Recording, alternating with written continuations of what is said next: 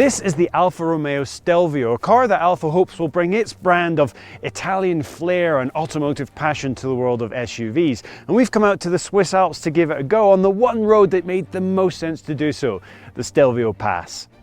At least that was the idea, but as you can see, it's the middle of winter and the Stelvio Pass is under 5 meters of snow.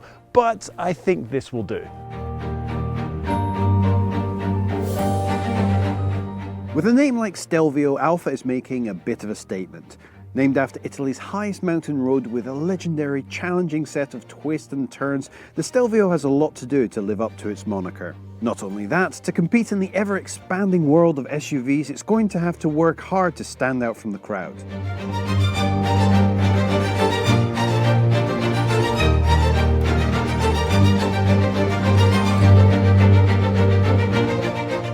For starters, can we just stop and appreciate the fact that there's a new Alfa Romeo out on the road? For the last couple of years, the company has been going through a renaissance, reinventing itself and actually making cars that people want to buy and that are actually pretty damn good. But how does this car actually compare to other SUVs in the market? Styling wise, it has a softer, rounded off kind of affair, and although that's not to my personal taste, it does make it look that slightly bit more distinctive. Harks back to things like the 8C, those lovely curves that we saw in that. The really small front overhang and the rugged back give a nice balance to the car, and it doesn't look quite as big as it actually feels on the inside. The wheelbase is actually the same as the Giulia. In fact, it shares a lot with its stablemate, and the idea is that this is meant to handle just the same. The main difference is the seating position. I'm sitting significantly higher than in the Giulia.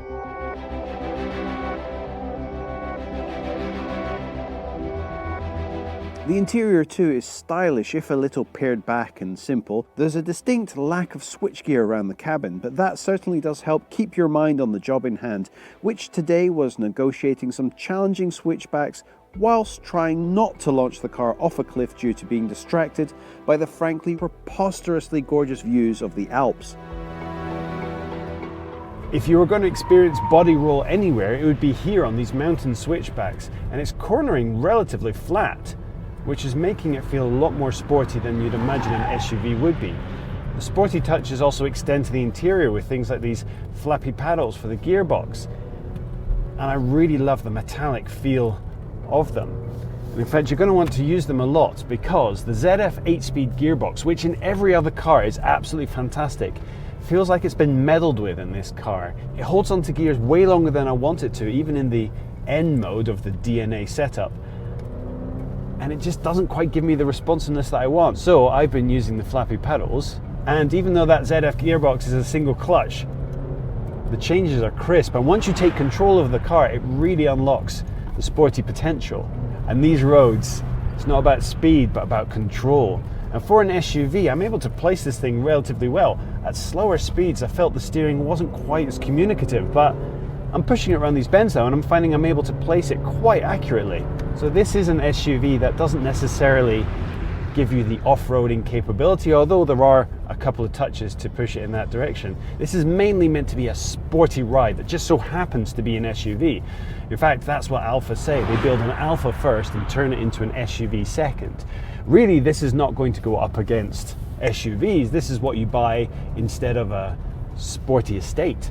Now, at 280 brake horsepower from the 2-litre turbocharged engine, you're not going to be drowning in power, but if you're on mountain roads like this, it's just the right amount to keep you on the right side of sporty and definitely within the realms of usability. It doesn't have any more than you need, and you can make use of every last horse under the bonnet. At city speeds and at pedestrian use, it's relatively unremarkable in its driving characteristics, and perhaps that's on purpose, and most of the time that's what you need.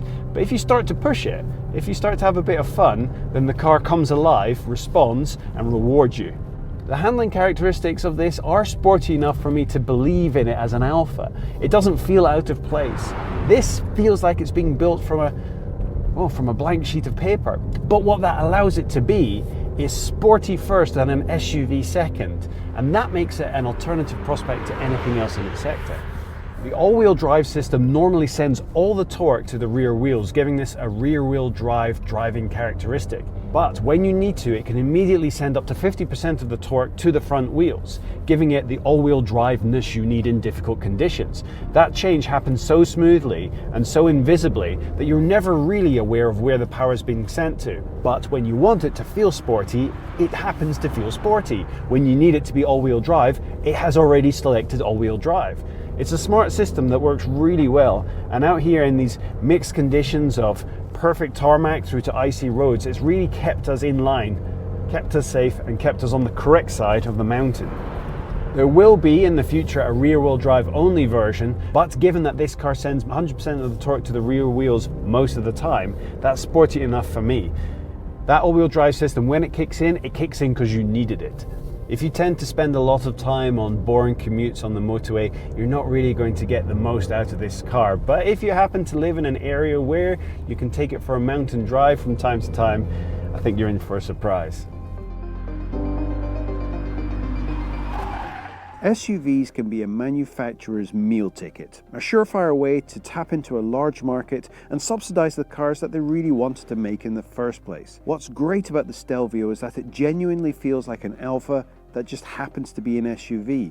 Take it to a cinematic mountain pass, put your foot down, and the car thanks you for it by giving you an exciting and exhilarating ride. Not so much a compromise between a sports car and a family car, rather more like having your cake and eating it too. If the Stelvio allows Alfa to keep growing and give us more small Italian sports cars in the future, then that's a good enough reason on its own for it to exist. The fact that it's also a great little motor is a bright red cherry on an Italian cake.